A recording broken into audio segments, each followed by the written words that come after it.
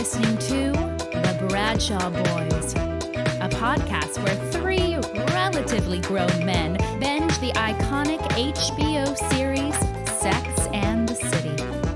So dust off those DVDs and grab yourself a white wine or even a Cosmopolitan and settle in.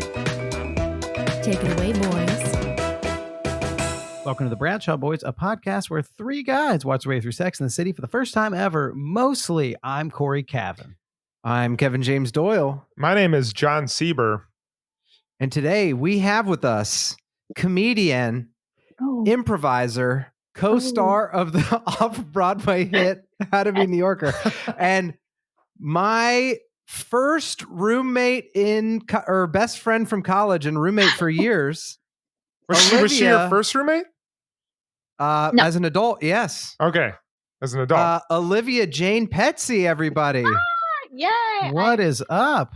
Hi. I feel you sort of backtracked slightly. You were like, my best first. I think roommate. Kevin. I think if Kevin introduced his mom, there would be some uncertainty in backtracking when he would be introducing them. He never really introducing our guests is not something that he regularly nails. I'm like, Mom, you go by Barbara, right? Barb or Barbara? Is it Barbara? No, that was a great intro. Thank you. That's true. We were first and best. Or best and first. We were early roommates in college. Yeah. And we've known each other for 16, 17 years now. Wow. Yes. Yeah. Have we ever talked about How to Be a New Yorker on the pod? I don't I don't know. We've mentioned it. We've mentioned it before because we've talked about how Kevin did shows for a long time, but I don't think we've really gone in depth. It would be a perfect thing to talk about considering now's the time. Sex and the City is about New York, but why don't you tell us what it is? Well, it was my friend, there's a producer, Carolyn Rossi Copeland, who saw a show called How to Be a Parisian, and she was like, tried to license it. And then she was like, you should write a show called How to Be a New Yorker. And so me and my friend Margaret wrote it, and then we cast Olivia in it. And then it was a guy-girl sketch show, and I was the guy, and I knew Olivia would be amazing at it. So she auditioned, and then we performed it off Broadway. When you were like, it was a guy-girl sketch show, and I was the guy, I almost was like, and I was the sketch. And then I was like... but yeah, we ended up doing it off Broadway in Times Square for like hundreds of shows, years. Yeah, literally years. It was a great show. Great show. It was at I saw it Hollywood multiple times. Yeah, me too. Yeah, I remember, Cory, you came with your family, and you too, Jon, I think, and Katie's family. Yeah. And once during the show, Kevin, do you remember this? When I said to you on stage, I was like, I'm going to pee my pants. And you were like, ha, ha, ha. And I was like, no. And I mean, this was in front of everyone. There was nowhere to go. I was like, I'm literally going to pee my pants, and I have to go pee right now. And everyone was like, what? And I left. I just left. I left the stage. But then it wasn't like, okay, and then the bathroom was right there. I had to walk 800 yards through Planet Hollywood, like an obstacle course, American Ninja Warrior, to get to the bathroom. And it was because I was literally going to pee my pants. And I just, there was like nothing I could do. Once we were on stage, we were on stage for like an hour and 10, 15 minutes. Yeah. And we did it probably 200 times together. So it's like, it's actually pretty good numbers that 199 times you didn't go to the bathroom during the show. I know. I mean, and it wasn't just like, not that, even if it was just like a regular sketch show, that still would not have been okay. But this is like a union equity show, and I left in the middle of it to go pee, and you just had to do something. What did you do, Kevin? I think it was interesting because doing that, Olivia and I are really close friends, and I feel like when you do a show like that so much, it's like it was probably super nerve-wracking, and also just like, oh sweet, like get to like feel nervous again, you know. So I don't remember, but I remember it was probably just like 5 minutes of me telling the audience like, this is not planned. I don't know how to explain to you guys that there's not like a punchline that is going to pay off. It's Yeah, just going to be she's just going to come back with some toilet paper stuck to her shoe, and it's going to be awkward. I mean, I remember like that. It was probably halfway through the show, and I knew within 5 minutes of the show starting that I was not. And I was doing that thing where you start weighing your options. I was like, okay, is there like a cut? I mean, and it was like the audience. I was here, and the audience was 1 foot away from me, and the only thing separating us was a sheet. But I was literally like, okay, there's a bin that all my costumes are in. I was like, I can dump the costumes out and then I can just pee into the bin like really quick while Kevin is talking. And then I was like, maybe I'll just pee my pants. I have on black pants. I was like, I guess I should just pee my pants. And then maybe I'll like tie one of the costume pieces around my waist. And then I was like, no, but then I'm gonna have to put that on later. I mean, I explored every possible avenue, and the only solution was to straight up leave and go pee. So I did it. Oh man. How many people? Well, I was gonna say like the explain to everyone listening like the audience demographic for this show, because like I bet a lot of the people seeing it from someone who'd seen the show a couple times probably were like, this has got to be part of the show, because I feel like a lot of them were not like all the time theater goers that had seen anything like that happen before. I also like feel like maybe a couple of the audience members regularly pee their pants themselves. Yeah, during the show. Yeah, probably. We had an older audience of a lot of like a lot of families that came in from New Jersey and Long Island. That it's funny. I think like our dream was like to have like this edgy show that was like this and that, and it was just like. It was a really good, really fun show, but it was definitely like, it was like, you know, a sketch show about New York that was definitely like, just like bagel joke, you know, it was like the most. It was wholesome. It was wholesome as fuck. What was like the raciest joke in the entire show? Was there one that like was a little bit edgy? The joke that I was proudest of was we made a joke about Dr. Zizmore, which if anybody, the Subway ad. Yeah. What would you say? During Is It Safe, when I was that like sort of Sofia Vergara-ish woman. I forgot about that part. Yeah, because there was a lot of improv and crowd work during that part. And I mean, honestly, we did the show for so long that let's say the show was supposed to be 60 minutes runtime. Like that's how long the script was. That was how long whenever we ran it, that's how long it was. That's what was advertised. And sometimes we would just get on a fucking roll and the show would be like 90 minutes long because we would be doing so much like crowd work and improvising with people, or, leaving to use the bathroom in the middle and adding, 8 to 12 minutes. That was like, it was. Is any of it recorded? Can people go back and watch it? I think I have some on an old hard drive. I'll post it. Post the one where Olivia leaves mid to go pee, because I just want to see you standing up there like Humpty Dumpty, just like looking around. I have a really good performing question for Olivia. Okay. And you might just say no, but you performed at Upright Citizens Brigade for the past, before the pandemic. And one of the sketch shows that you did was an improvised musical about celebrities or about like historical figures. Yeah. And so someone would say like Helen Keller, and then you'd do like a musical about Helen Keller, like Tiger Woods. Well, an improvised hip hop musical. It was mostly freestyle. It was mostly freestyle rapping. It was called it's called Shamilton, an improvised hip hop musical. So did you ever get a Sex and the City character? Oh, because I feel like Carrie Bradshaw or something. Carrie.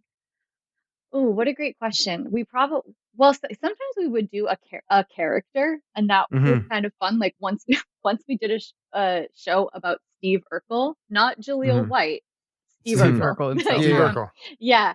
Man, did we ever do any of the 4 actresses or the characters? Like I said, it could have been just maybe it was a no, but I was like, Carrie Bradshaw, the improvised rap musical seems like there would be something would there. Have been God, I would have loved it. I mean, we'll pray for a future where shows can happen again, and then that will be the first thing that we can do. You can come and just scream it at a deafening volume until we have no choice, but to do it. Like the people that would scream like, "Anne, Frank. Oh my gosh. Yeah. We would be like, no, thank you. And they were like, fucking Frank. And then you know what? No, we did do an Anne Frank show, and it was my favorite show that I've ever done in my whole life. And it's the show that I'm, no offense to being a New Yorker, but that Anne Frank set is actually the show that I'm most proud of doing in my entire life. So Yeah. listener, if you ever go to an improv show, you heard it here first. Just scream Anne Frank as many times as you can, as loud as you can. Totally. It'll be the improviser's favorite show that they ever do. I think that was like a one-time special, like a very, very special moment in time. Right place, right time. Olivia, tell us your relationship with Sex and the City. Love it. I was just telling Kevin recently that I had a Facebook memory pop up from, I don't know, the early days of Facebook. And I'm not going to tell you exactly what it said because it will be a spoiler for the series finale. But it said, if you don't immediately start bawling when, and then I said this thing, and I was like, you are a fucking monster. And Oh my gosh. yeah, I started watching Sex and the City in college because when did it start airing? When did it air? 99. 99. Okay, yeah. So I was in middle school. So I started watching in college because we didn't have HBO or anything when I was in high school. We were like, my parents were very into like reading books. And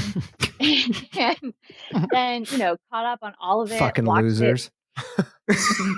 Seriously. What do you guys think the thing is? Like, I would love to hear guesses. Oh, yeah. I'd love to hear guesses guess from what the thing is? from Kevin and Corey. Yeah. So wait, it's a memory. If you don't bawl when X happens, then you are a fucking monster. I think I know what it is. I think Steve gets a second chance at draining a half court shot, and I think in front of all of Madison Square Garden, nothing but net, just orange rain, cashes it in. Wow, orange rain. I'm never gonna forget that. That's pretty good. All right, guess is noted. Knowing you, I don't think that you don't think it was someone coming. Isn't that what Jon just said? It's Steve having no. Like, no. That's not what he means. No, that is very. That is very. Oh my gosh! That is very par for the course for our podcast. But no, mine is him shooting a basketball into a basketball hoop. Okay, well, just everything that I was like half court. I was like, okay, yes, this is all like making sense with all of these things. I was like, he's only like operating on 50% capacity. So I thought that's what you meant. Oh my gosh. I like yours a lot better. It's just a scene of Steve getting off, a close up of his face, and you just weeping, just crying. Wait, you thought a half quart of cum? That's what you thought? You thought half quart?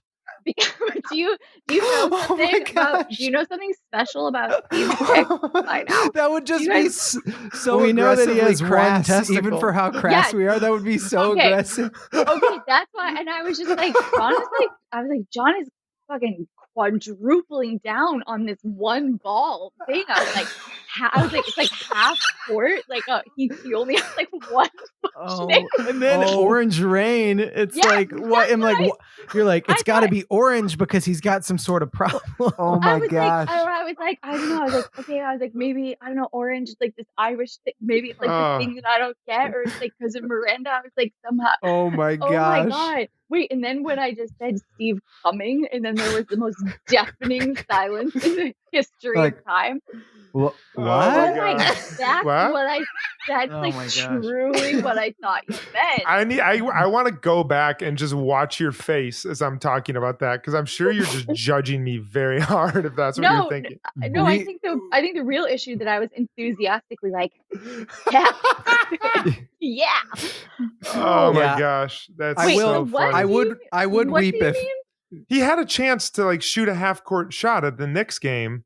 And he missed it. And so I'm saying it's going to be the total redemptive arc. He's going to go back to the New York Knicks basketball game, and he's going to shoot a basketball from half court line into the basketball hoop.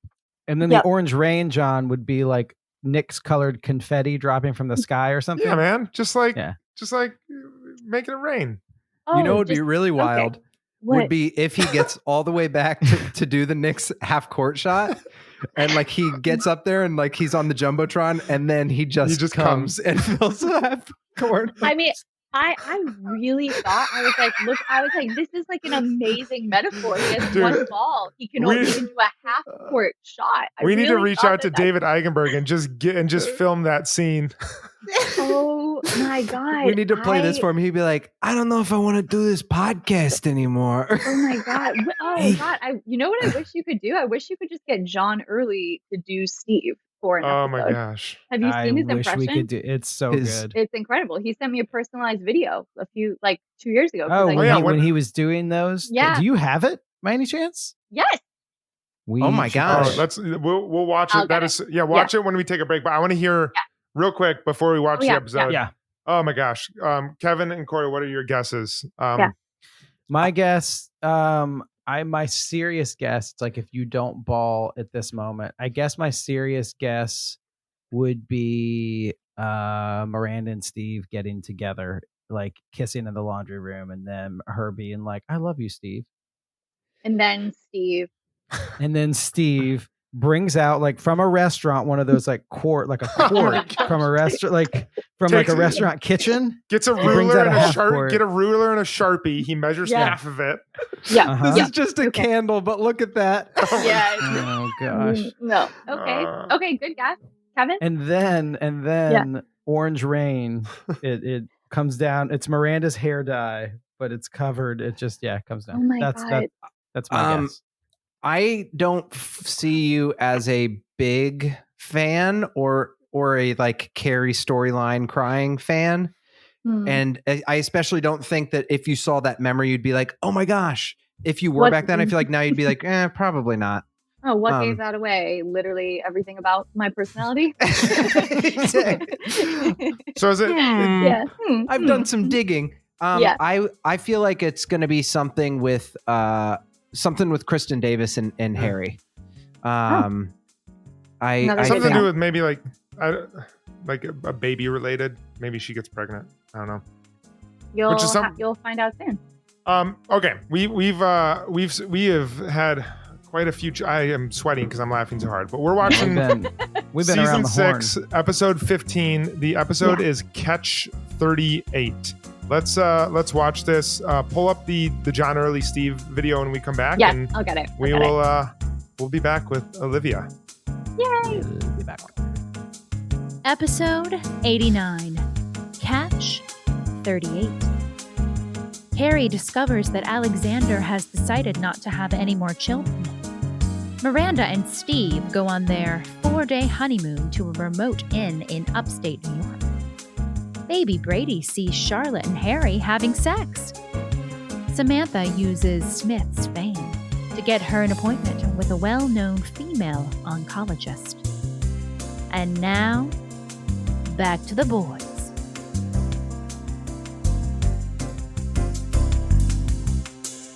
And we're back. Yay! Wow.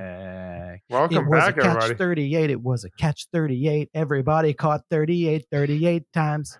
First question. This is the most important question. Who here has read Joseph Heller's Catch-22? I have started it 3 or 4 times and I've never finished it. I had to read it for school and I did the first 100 pages and then went to Cliff Notes. It's really funny. It's like a really funny book and I keep meaning to read it in adulthood and I clearly haven't done it. Well, I'm going to add that to the list. I've never read it.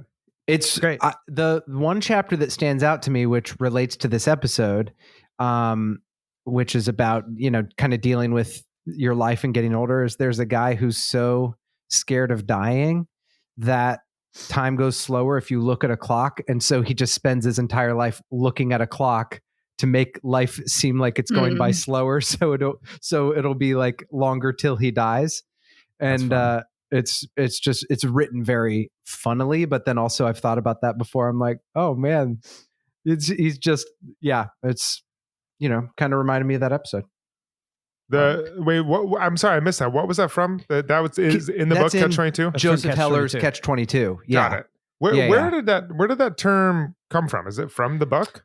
It's a military term, I think, in the book, right? I'm pretty sure in the book we can confirm this, but there's like it's made up in the book. It's like a satire of war and stuff. And it's like, if they do something, something happens. But if they don't do it, something happens. And it has something to do with war. I will read the definition right now if you'd like to know. Yes. A catch-22 is a paradoxical situation from which an individual cannot escape because of contradictory rules or limitations. The term was coined by Joseph Heller, who used it in his 1961 novel Catch-22. An example is, in needing experience to get a job, how can I get experience until I get a job that gives me experience? Brantley Foster in The Secret of My Success. I'm sorry, that is not a catch-22 at all. The obvious solution is, if you are a white man, you can have any job you want at any time. Not a catch-22 at all. Yeah, there we go. And there you go. I was about to say, I was like, that's so funny. That hasn't really been difficult for me. Yeah. It's like, Well, was that a white man? Was that a white man who wrote that example? It was a white man that wrote that example. Yeah. The Secret of My Success. Yeah, it was. Yeah. Notice that I didn't say that I've read Catch-22 or plan on reading Catch-22. Wow. I've read enough of those books to last my lifetime. Yeah. Right now I'm reading Chicklet forever from now on. What's Chicklet? Oh, you Chicklet. Yeah, Chicklet. You see what I did there? I misunderstood what you were saying, the same way that you took half quart to be a half quart of Steve's baby juice. Yeah. Of his orange shampoo and soapy. Gross. Yeah. You know what's also funny, and then John can do the breakdown, but sometimes we will, like, just through serendipity, we'll banter about something before and it ties into the episode. And this is one of the top ones we've ever had. This was dealt with more Steve cum than any. Gosh, it really did. He just wanted to. Really did. I know. Yeah. When I realized what was happening in the episode, I was like, yes! I was so excited. Yeah, totally. Well, speaking of the episode, John, why don't you give us a little rundown of the episode? I got you. So obviously the episode Catch-38 was a playoff of Catch-22, which Olivia has never read, but we learned is a situation that there is no winner. It's a lose-lose. Carrie asks, why are we shouldn't eat all over ourselves? She talks about should versus could and the peer pressure of choices that people have to make. And I guess I'm trying to think, there's not really like a ton of Catch-22s in this episode. Samantha deals with trying to get a second opinion from a chemo doctor who is particularly really booked. She finds a way out, and that is bringing in her boyfriend, Smith Jarrett. Carrie is the one who's in the real pickle. She is trying to decide if she wants babies. She doesn't know if she wants babies. And she has to have that conversation really early on with Petrovsky, who is a hard no on babies. He got a vasectomy and he is not willing to reverse it. Charlotte is, hers is the weakest story in my opinion, but she's babysitting Brady, and Brady sees her and Harry having sex.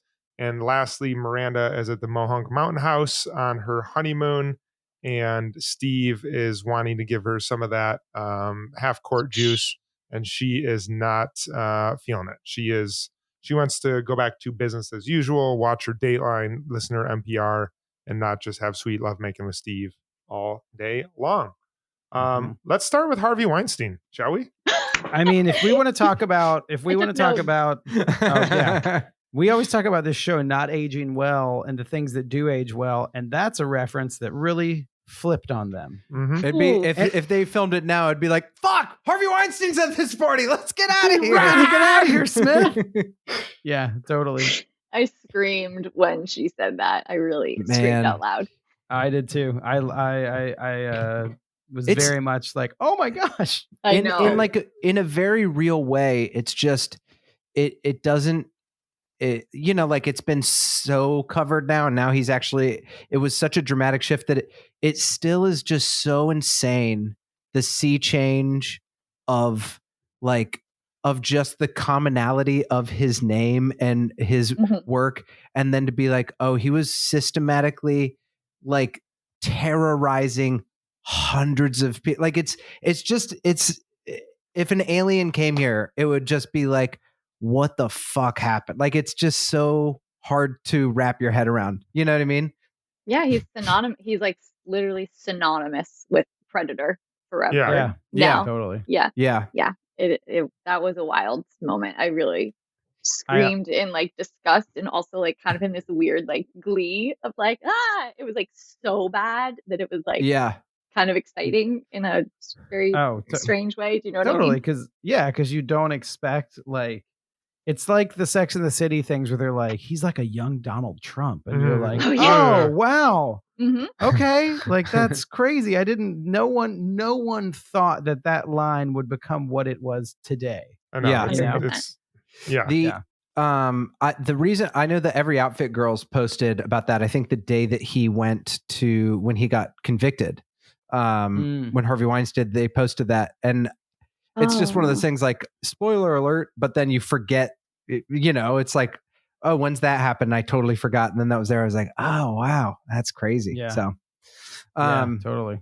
Let's start with the Charlotte storyline, because I think that one was the weakest. It was kind of a throwaway storyline for me, but essentially she acts as kind of the encourager for the angel on Carrie's shoulder to like try to make Carrie think that she wants a baby, try to make her a baby person.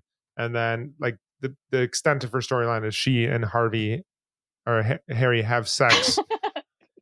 Different show. I bet Harvey tried to have sex with her somehow. I'm sure. Her and Harry have sex in front of while he had a quart of cum into a plant. Mm-hmm. Yeah, totally. In front of baby Brady. Yeah. I would, one thing I would say, John, is like, I agree that the sex in front of Brady is a little bit of a weak storyline, but, and one of our listeners commented on this on our Instagram, the playground talk with Carrie and Charlotte, I think is a pretty strong moment in the episode and maybe in the series. That's like for where before we started recording, Olivia was like, wow, did that make you guys contemplate a lot of things? And like that to me was such a, I was going to say like a New Yorkers conversation, but that's just someone in their middle late 30s, just being like, do I want kids? Am I a kid person? Do I feel like I want them just because I should have them? Like what is going on? So like, I think that brings a little bit of heft to her story. I think that scene at the playground is, honestly, I'm not even using this word lightly. Like that's an iconic moment in television for two successful, career driven, for some or all of the show. I know Charlotte's priorities have like shifted and changed, but for two women in their late 30s to openly be discussing that, because Cory, it's everything you just said. It's all of those things, but also then there's the very, very real physical reality for women who are 38 and once you're 35, you're having a geriatric pregnancy. That's like what it's called medically.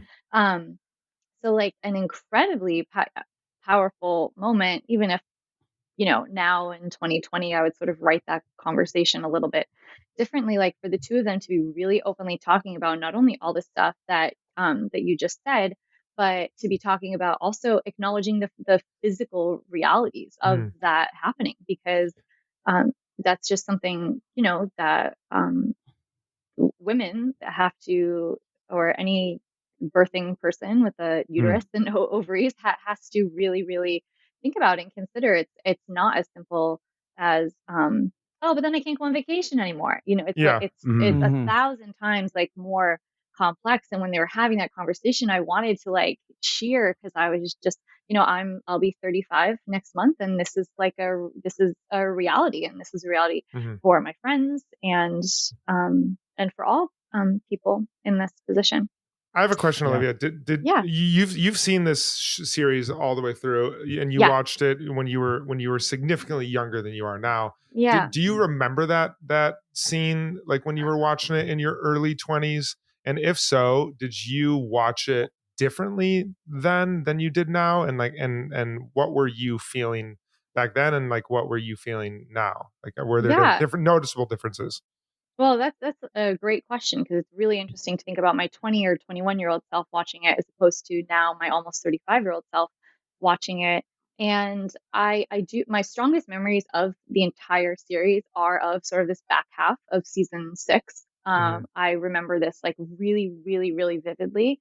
And I think it's probably because a lot of it was, like this episode, really grounded in a a serious reality for the people in general, but for obviously women specifically. And I feel like some of the fun and frivolity of earlier seasons is a little bit they've sort of moved on from some of that in a way that to me feels very, very real. It feels like part of normal aging. And I love to see women age on screen and talk about the realities of physical aging. I love for people to talk about that. And yeah, I definitely don't recall watching this when I was younger and having the thoughts that I'm having now about it. I think I was probably like, yeah, you do have, that. And then because then when Carrie and Samantha talk and she's like, well, what about all the things you can do, travel, financial comfort, etc. I'm sure that at the time I looked at it from a lens of like, oh, you can have a fabulous life or you can have kids. Kids, It's yeah. oh, fab or fam, which I cannot believe they missed the opportunity to call the episode that. I know. But now I'm watching it obviously with my, the last 15 years of my life experience, and also, what I do for work, which is that I'm a doula and a childbirth educator. So, also looking at it from that lens. I was so glad to get to watch this episode. It's like my favorite. It's perfect. Stuff. I thought about that as that happened, because we didn't even talk about that up top, but I was like, this is great. There's so much stuff about like babies and pregnancy and age here that like I'm sure you see so much being in that profession and in that profession in New York, because it is a place where, I mean, everyone everywhere, I think statistically, people are having kids later. But that's, I feel like, always been a question in bigger cities like New York. Totally. Yeah. Definitely. And it's really interesting how they frame, Petrovsky's. It's very easy for him to say no. And it's not just because I wish they would get into a little bit more how it's not just that it's easy for him to say no because he's already had that experience. He doesn't also have the very real, biological constraint that women have. He can shoot a half court shot when he's 95 if he wants. And a vasectomy is reversible. Tubal ligation is not. So it's so interesting. Oh, I love this show. I think there's very few subject matters that I think would like progress through 15 years and be like where a woman or anyone would watch it and experience it like very differently than that subject matter, than like the idea of motherhood, especially like the like you mentioned, the biological clock that women in their mid to late 30s are approaching with that. I think it's just like a really, you summarize it really well. It's like a step up in the maturity of the show to like not have Carrie get high and eating chicken on like a roof somewhere, but now she's like confronted with this very real problem that like almost every single woman of that age has probably thought of. But and the thing that it's only 2 months in, they have to have this conversation on it, like that's real. That's very, very real. Yeah, that happens with a lot of my friends who are dating women of that age. I'm like, you have to respect that. Like I've encouraged several guys to be like, you have to have that conversation sooner, because these women are a certain age, and that's something that you need to just like step outside of your comfort zone and have that conversation. And I encourage guys to start that conversation, because like that's a really real thing. And if they're if they're approaching it from different angles, it's like sever the relationship, go your separate ways, because like battering your head against this thing is not going to lead to a happy relationship, in my opinion. Yeah, that's an opener on all my dating profiles. All my dating profiles just say, let's have the conversation about us having kids right now. Oh my God. How old are you? Couldn't swipe fast enough on you if I saw that. Thank you. On one hand, that's a joke. On the other hand, when Tinder started out, that would have been like that would be insane. And now that's just a thing you can have on Hinge. Wants kids is just a thing you click for that very reason. Yeah. It says like alcohol, yes or no, pills, yes or no, smoking, yes or no. And one is have kids, open to kids. Wait, isn't the pills like do you do drugs, or is it like do you take? Is it like saying do you are take you an ibuprofen before bed if you have like a headache or something? Yeah, it's like do you take baby aspirin because your heart is bad? Yeah, yeah. But no, I think Kev, were that you is. say something I mean, about this whole thing? that is. It's interesting because it's like that was probably something that was requested by users after a few years of being like, this is like, I want to be able to use this dating technology, and I want a simple way to have this conversation that's not awkward because I've gone out with some, they're filters. Yeah, it's filtering totally. The thing. What do you guys have, Cory, on your dating profile? What do you have for kids? Where am I? Kevin, what do you have? What do you have? I'm curious. I just didn't answer it, but I'll read mine right now. You can choose whether to answer it or not. And this is why my birthday's tomorrow. So like maybe I'm in more of an existential place than I normally. Happy birthday. But I remember talking to my mom one time, and she was like, I was like, because it was about like having adult kids, and she's like, I really like having you kids as adults because like we're friends now. And I was like, I was like, if I don't have kids, like I'll be like for a long time, then I'll be like 75. Right? And she's like, yeah, she's like, with that, she's like, you kind of, her experience with kids, she was like, we had to like do something before we wanted it in order.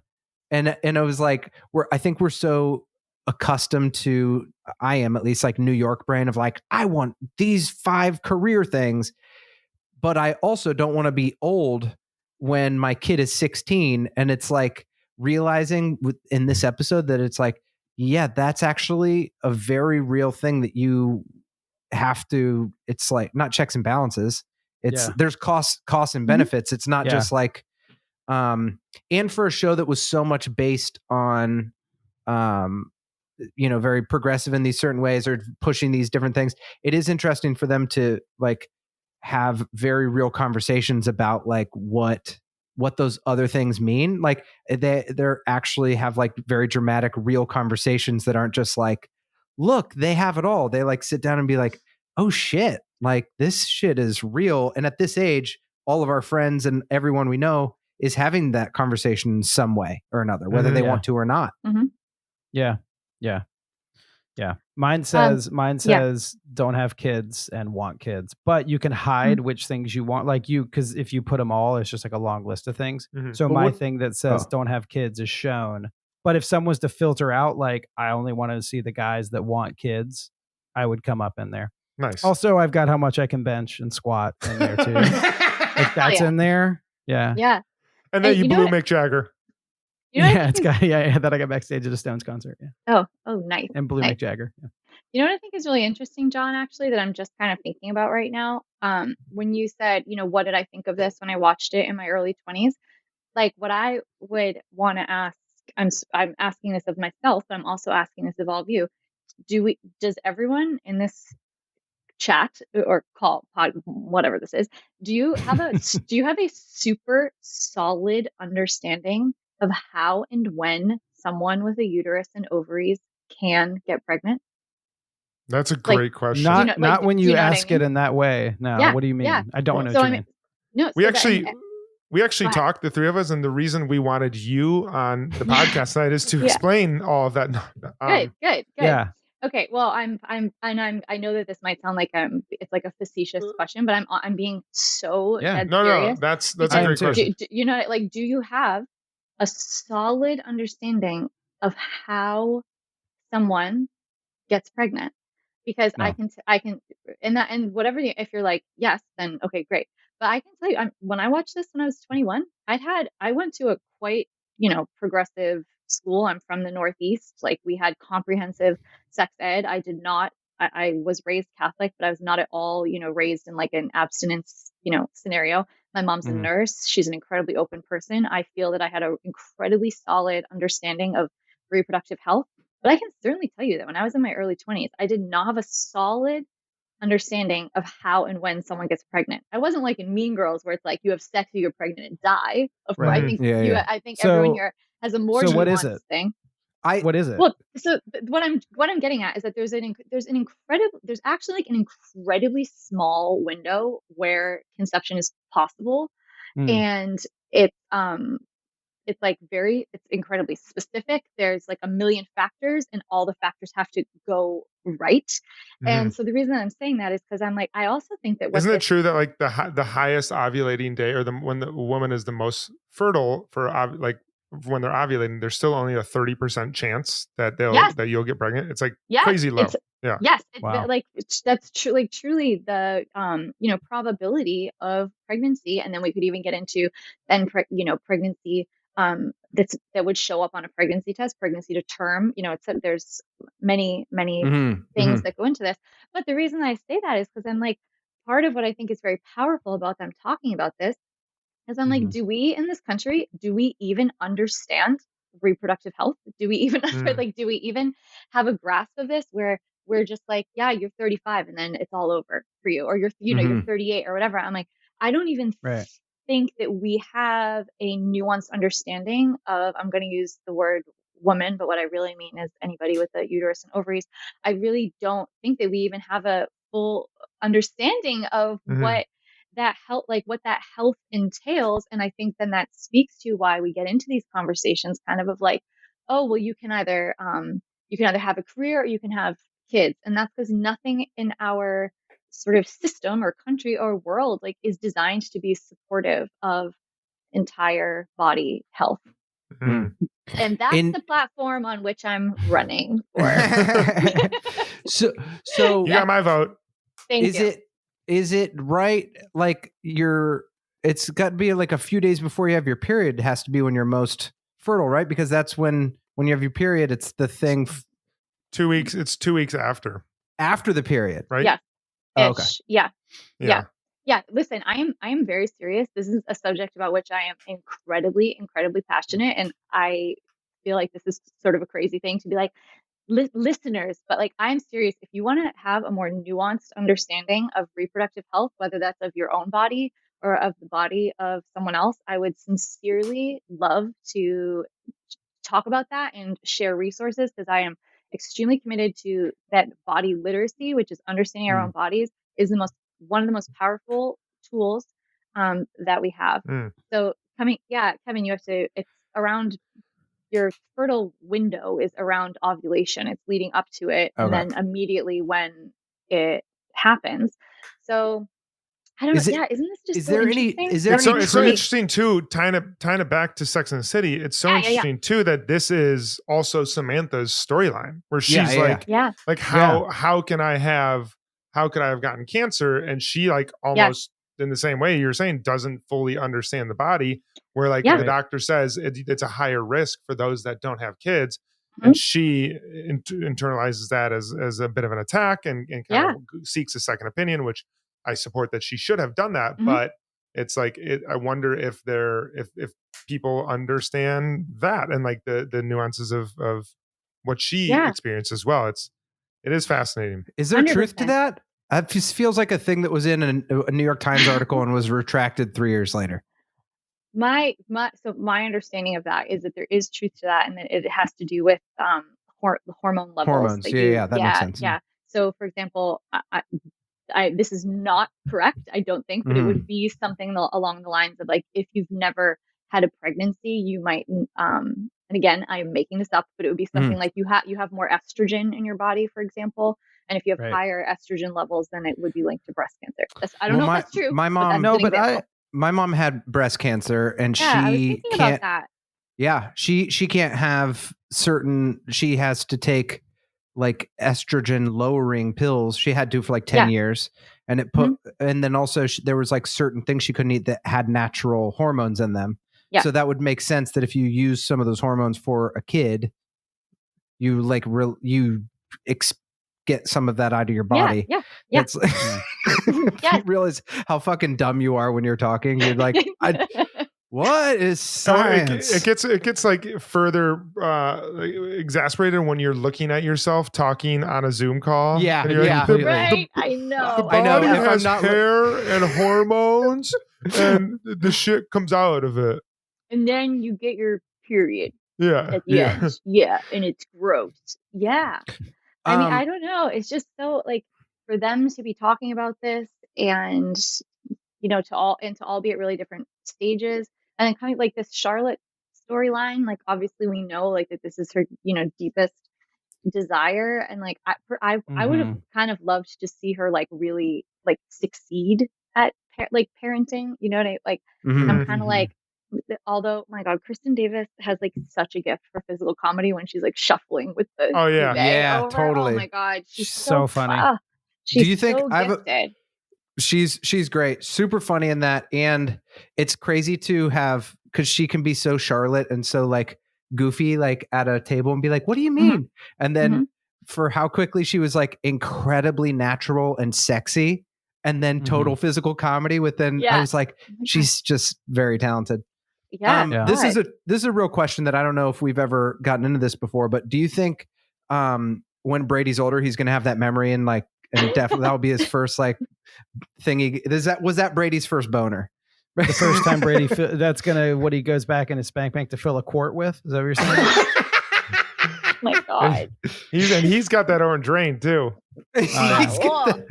I know the first shot we saw of him with his bright red hair, I was like, that's what I was talking orange about. rain, baby. Apparently. Apparently. So let's make sure. Let's I feel like we can skip past. Well, we can't. Let's make sure we get the two big storylines before we go too much further. We can talk about Miranda going up to the Mohawk Mountain House on her honeymoon. Yeah. Olivia, you and I are the two married ones. Did you go on a honeymoon with your husband? Yes, I did. Yep. What was it immediately after the wedding? What was the vibe of the honeymoon? We went a few days after our wedding. And I got married when I was 23, so we were really, really young. And you were together 5 years before that. So you've been with the same person since 18 or 19?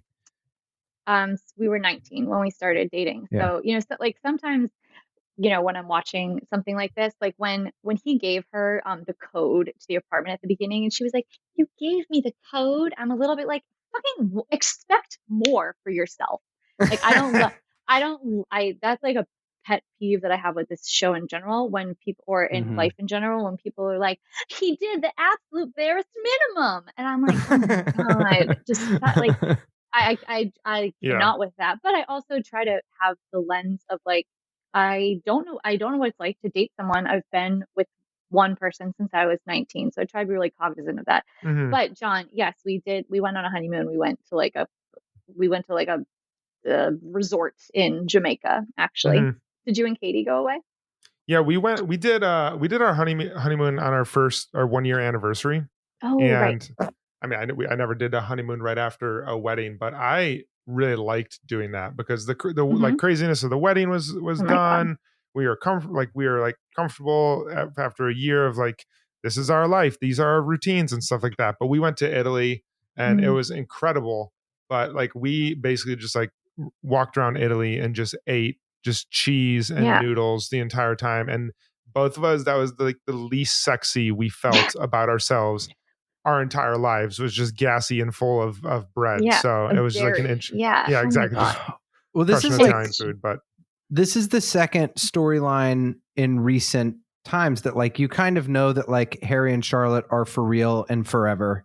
You know that Miranda and Steve at this point are for real and forever.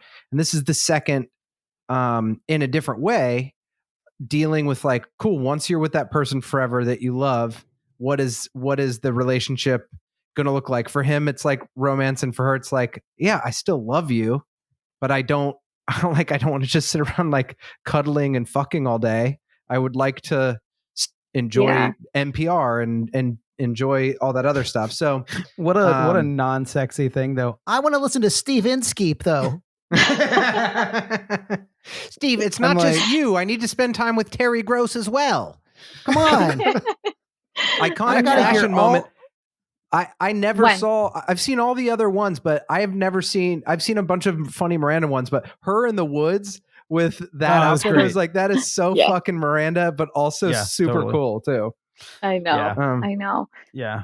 Oh, I love, and I'm sure that this is why these are the episodes that stay with me the most, because I feel like, whether or not, we're looking at it now many, many years later, but I still feel like they're showing some, like some daring realities of like what a long-term relationship is, what, solo parenting is, what co-parenting when you're not together, then, parenting in a marriage where I have spent hundreds of hours of my life working as a postpartum doula with families that are, navigating now having a new baby and, trying to like still remain, maintain like their romantic love. But if, if it's someone who has a partner and, and oh my God, getting, breast cancer. Like, I hate when people, disparage this show. Listen, there are a million billion things to poke at and pick at, and I will do them all. I love picking at shit, but when people disparage it, and I'm like, how fucking dare you? These are people that are talking about fertility. They're talking about cancer. They're talking about divorce. They're talking about marriage. Like I mean, I'm just like, this is real life stuff, and I love to see it. Yeah. And if you go to like learn how to get a hand job, the guy may shoot some cum on your face, and and that isn't discussed on Home Improvement as far as I was concerned. That was dude, Wilson was trying to do it, but he had the fence blocking him. He just can't shoot over the fence. You don't know what he was doing. You don't know what I'm doing right now. But I don't think so, Tim. True. Yeah. I remember one time we were talking to Olivia, and you were talking about how much, and I think I agree now that I've seen the show, that it's like how these shows were at the same time, and I think it's closer. This has kind of been corrected culturally and like lists and stuff, but how obvious it'd be like Sopranos is the best show ever, but like Sex and the City would not be on that. And I think it's like as time is going by, there's like way more acknowledgement. I think since it's a comedy too, like comedies always get like a low rank, but even in this season at this point to up their game with the storylines, they wouldn't have to. They wouldn't have to do that, Yeah. So I think go ahead, Olivia. Oh, are you sure? I just thought of one thing earlier that I think is really important to think about. I am not positive, but are Sarah Jessica Parker's twins, were they born via gestational surrogate? I heard there's something. I don't know what. Is that true? I don't know. I don't know. I'm not.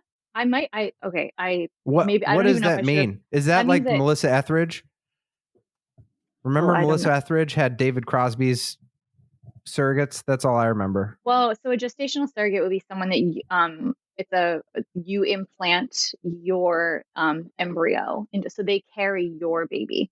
So they were. It says Parker and Broderick's twin daughters, Marian and Tabitha, were born via surrogacy. Yeah. Okay. Yeah. Okay. I knew it. Oh, cool. Okay. So yeah, I knew that was true. So I also think that this is likely a very, very powerful example of the people involved in the show bringing their real life experiences, because at this point, how old were these women? This is not just the character's reality. This is the actresses playing them. This is also their reality. And I know that the twins were born later than this, but I just think that that's another interesting kind of thing. Totally. That's the thing on her mind. Maybe at that point she was dealing with that stuff. Totally. I think the Miranda Steve thing, the thing that I thought was interesting about that is like, and then we can get to the other stuff real quick, because I think the Miranda Steve thing is like, it's interesting to play up the thing of like Miranda, being like, I want my space, but like you two have been on honeymoons, like that's got to be a real thing. And then also she brings in the thing about like sacrifice in a marriage, where Steve is like, it's my time too. And it seemed to be able to do like when Steve was like, yeah, and these are the only 4 days I get off work. it seemed to be a good like meeting in the middle kind of thing that seems very real, especially to a couple who's gone through that kind of relationship and then to decide to get married later where they've already had a kid and they've already broken up and now they're back together and that kind of thing. I thought it was actually a pretty real thing for both parties. Yeah, totally. Yes, I agree. Although doesn't Steve own the bar? Isn't he the owner of the bar? Can he just get away for a little bit? Steve doesn't know how to work whatever kind of like whatever Google Calendar was back then. He has no idea. Yeah. I'll also say that Steve is pretty jacked. He looked pretty good in bed. He looked very jacked. And also, wait, Jon, are into Steve. As a business owner, is that how it works? If you own a business, you just get as much time off as you want. I feel like you, as much as anyone, should know that you work more. No, but if you're on your honeymoon, you can probably take 6 or 7 days off rather than just be like, I only got 4. I don't know. It's all I got. That's true. Yeah. Let's talk. We talked a little bit about Samantha. One thing that interested me in the Samantha thing is the nun that was there is played by Julia Sweeney, former SNL or like SNL cast member Julia Sweeney. Oh wow! And she did an amazing job as the nun. And I thought they actually played the nun thing very real because I think it's interesting. I mean, Kevin, like you used to live up the street from a nun. I remember like we would see her walking up the street sometimes. Yeah. And I would always be like, hey, do you masturbate? And she would never respond, but it was like and she would be like, until this moment, I never thought it. I never even thought about it. Yeah. Yeah. And I think they played that well of like, this nun is like, I'm sitting here trying to get an appointment too for breast cancer. It was nice to watch Samantha do her a solid too. Like Samantha, I thought it was so cool. Booking her at the 7:45 was like just solid Samantha. I agree. I agree. Period. I thought the way that they handled the Samantha cancer thing, it was cool because there's a level of seriousness to it, and there was also a level of it, like it doesn't turn Samantha into this like, what am I like? She's still very much Samantha, and she's still very much like still themselves. Yeah, and like. And that doesn't mean also that you can't see like a little fear or a little of like, she's off kilter. I think the thing that they set up for the future episodes will clearly be like, oh, whoa, like how's Smith going to deal with this? And like him finding out, which I think will be interesting, which I feel like he'll rise to the occasion, but I don't know. Yeah. Mm-hmm. Yeah. You guys, this is one of those episodes that was so packed full of stuff. I truly feel like we just scratched the surface. Yeah, Olivia, you brought up so many great things, and like when you mentioned that there's like resources and materials, and like you're willing to have another conversation. I love it. Do you think while we're doing our Cosmo rating, where we rate the episode from 1 to 5 Cosmos, you could think of like 1 or 2 resources that the listener may be able to access, like off the top of your head, if there's like a book or a website or maybe it's just reaching out to you and you could guide them from there. I don't want to put you too much in the spot, but that's okay. Yes, I will. Yes, I will think. And okay. I'll see. Yeah. Okay. All right, cool. We'll go ahead and do our rating then. Okay. And then you can do your rating after that. Yeah. Okay.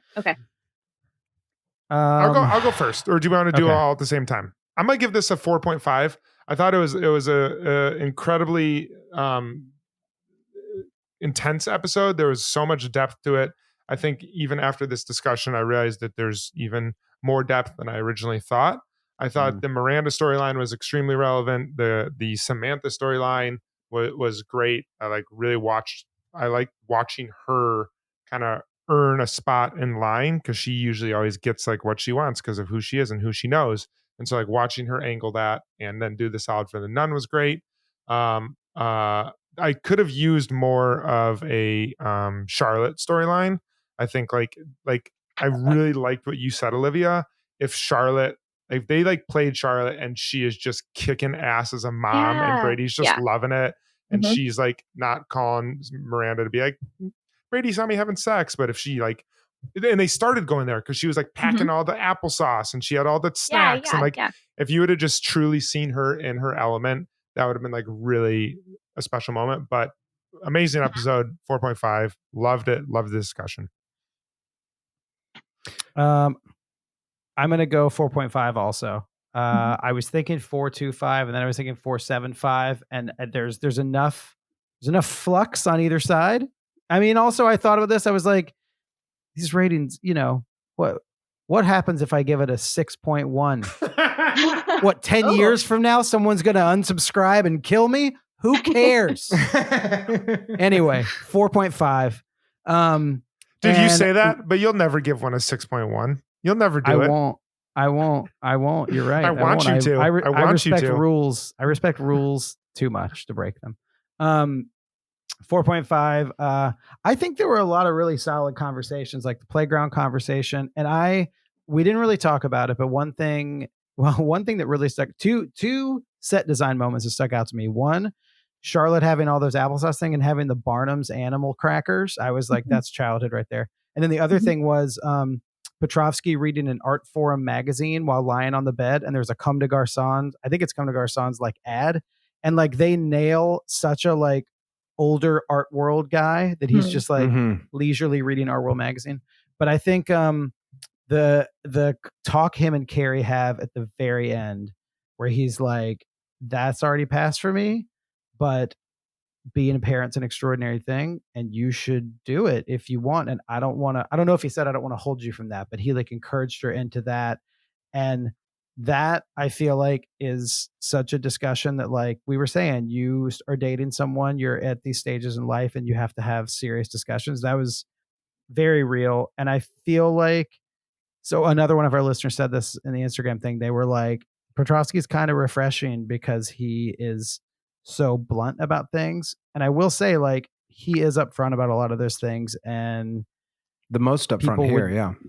Yeah, people would do better to do that in relationships, probably. So yeah, 6.1. All right, go Kevin. Whoa. Go Kevin. You gave it the old Dolby surround sound review. Yeah, there we go. I am also going to give it a 4.5. And it's because I think this was like almost a perfect episode, except a lot of the times that you want to give something a perfect score is when there's like some, I don't know, conclusion. And this was like just kind of threads out there. But I thought it was one of the better episodes that they've done, probably even better than some episodes I've given better scores, but it just like kind of leaves you hanging in a lot of ways. But I thought the Petrovsky moment was pretty interesting. I think that conversation with them, like, I don't know, like if that were in the mouth, like that conversation has been had by so many real people. And even if it's not baby related, like I think at this point, being 35 and just older people, you've had breakup conversations that are not just like, fuck you, that are just, and I saw that with them, that I'm like, man, that's one of those sad parts of growing up, that like you could really care about someone and just be like, you need this, I need this, like this isn't gonna. So that was also another realistic thing of like watching Carrie maybe find someone who's like great and she sees all of these things and it still might not work out. That was great. And then a lot of good comedic moments too, that for such a heavy episode, that I think was just really, really strong in general. Yeah. And Steve's butt, great to see that. Oh yeah, great bubble. Steve's great to see his butt before he fucking washed her hair. I was like, please don't. Please don't. Yeah, that didn't go well. I literally wrote, Steve, stop. Stop. Yeah, totally. I also give it 4.5. Whoa. Yeah. Look at that. Perfect scores. Yeah, like so many things we've said before, like just a lot of really, really nuanced and deep conversations happening here. I think it's not a mistake at all that they chose the other person in the waiting room to be a nun. I think that that's, intended to show that real life shit is happening to every person. It's happening. I think part of it was also because, a nun is someone who, for the most part, hasn't had a child as well. Like I think that was supposed to be in parallel, but I also think it was intended to show that these things are happening to everyone. It's happening to you whether you're the head of a PR firm. It's happening to you whether you are a nun. I loved the small detail of when Brady broke the vase and he was just like, oh, whatever. I was like, oh my God, spoken like a parent, actually. And when you think about in the past, when some kind of small thing has like gone awry for them and they've kind of like flipped the fuck out. And I was like, oh, I think that was a nod to like his maturity. Like he's a, you know, whatever we think about him in a relationship, like he's a parent. He was like not flustered. Whereas, you know, she's trying to get the carriage down and all the bags and everything. Yeah, I just, you know, I love to see this type of conversation. And I don't know if when you started watching the show, you expected that then we'd be talking about someone's fertile window. But that's reality. And that's the reality of life for, you know, women. And a good resource that I thought of is All Bodies Health. They're on Instagram. It's at All Bodies Health. And they also have a great website. And they provide sort of like a 2020 health and sex ed. And there's a lot of really, really valuable classes, including a free class, a video course that I encourage everyone to watch. And it is about the history of racism in modern obstetrics and gynecology. And I really encourage everyone to watch that and have an understanding of that. And then also to look at their other resources to gain more information. And then I seriously mean it. You could message me and I'll send you resources because, you know, forget comedy and forget everything else. Like this is what I feel the most passionate about. And thank you for the opportunity to get to talk about it. Yes, All Bodies Guide to Masturbation. For those with vulvas. Penis orgasms. Yeah. Well, Olivia, sorry, go ahead. Olivia, where can people find you if they want to ask you questions? Oh, yeah. Just on Instagram at Olivia Petzy. Yeah. Petzy. Yeah. Come find me there. We'll post about this Instagram as well.